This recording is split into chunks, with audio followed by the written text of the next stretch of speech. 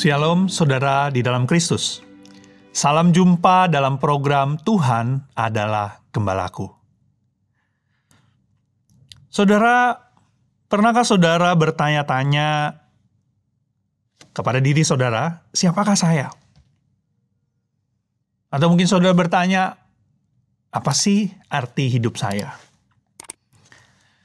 Di dunia yang semakin sekuler ini, banyak orang kehilangan identitasnya dan mencoba mencari makna hidup dalam berbagai hal. Mereka mencari melalui pekerjaannya, pencapaian, kesuksesan, penampilan, atau bahkan penerimaan dari orang lain. Tetapi hari ini kita mau melihat bahwa Alkitab telah memberikan jawaban yang jelas tentang siapa kita dan untuk apa kita diciptakan. Hari ini kita akan bersama-sama merenungkan apa arti diciptakan menurut gambar Allah dan bagaimana hal itu mengubah cara hidup kita.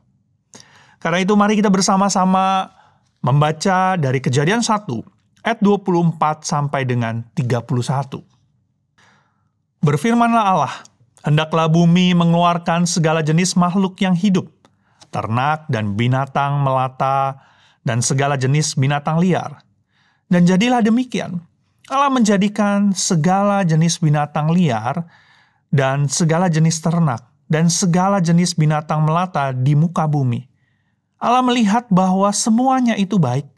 Berfirmanlah Allah, baiklah kita menjadikan manusia menurut gambar dan rupa kita, supaya mereka berkuasa atas ikan-ikan di laut, dan burung-burung di udara, dan atas ternak, dan atas seluruh bumi, dan atas segala binatang melata yang merayap di bumi. Maka Allah menciptakan manusia itu menurut gambarnya. Menurut gambar Allah diciptakannya dia, laki-laki dan perempuan diciptakannya mereka. Allah memberkati mereka, lalu Allah berfirman kepada mereka, beranak cuculah dan bertambah banyak. Penuhilah bumi dan taklukkanlah itu. Berkuasalah atas ikan-ikan di laut dan burung-burung di udara, dan atas segala binatang yang merayap di bumi.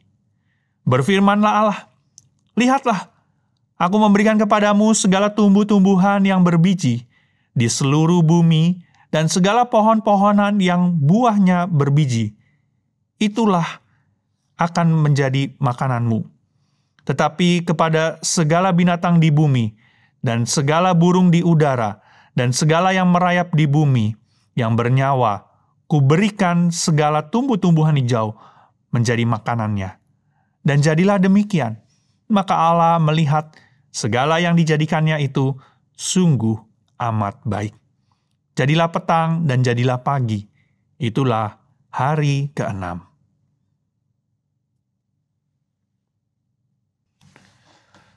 Saudara, ketika kita membaca Kejadian 1, maka kita melihat pola penciptaan Allah. Allah menciptakan terang, menciptakan langit, laut, daratan.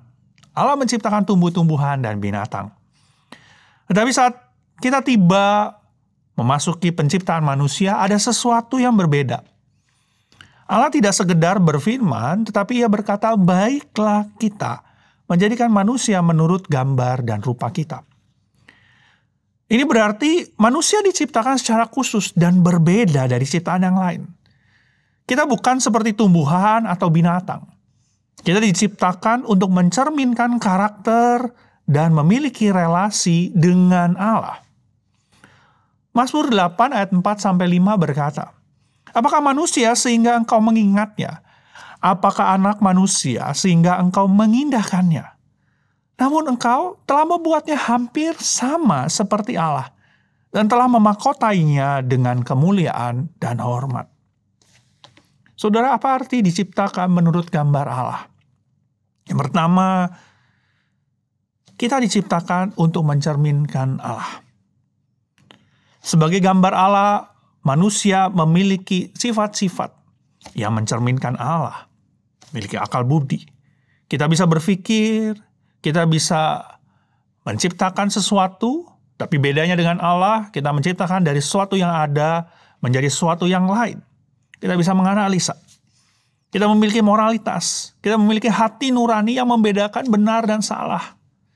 Kita tahu yang mana yang seharusnya kita tidak lakukan. Yang mana yang baik untuk kita lakukan. Kita memiliki relasi. Kita diciptakan untuk memiliki relasi dengan Allah dan juga dengan sesama. Ini berarti kehidupan kita seharusnya mencerminkan Allah. Kita dipanggil untuk hidup dalam kebenaran, kasih, dan kekudusan. Tapi pertanyaannya, apakah kita hidup kita sudah mencerminkan Allah? Dalam hal apa yang mungkin kita masih gagal? Saudara, yang kedua, arti diciptakan serupa dan segambar dengan Allah.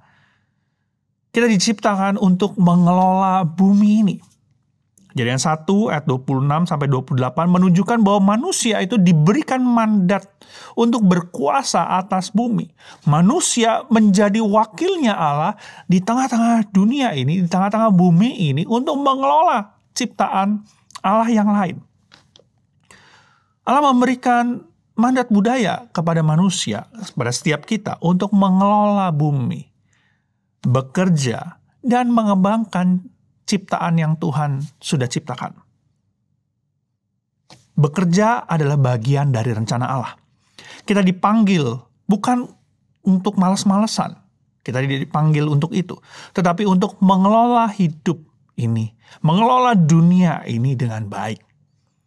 Kita harus menjaga lingkungan, alam ciptaan yang Tuhan sudah jadikan. Karena ini adalah dunia yang Allah percayakan kepada setiap kita.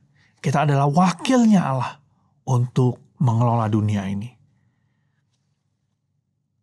Tapi pertanyaannya,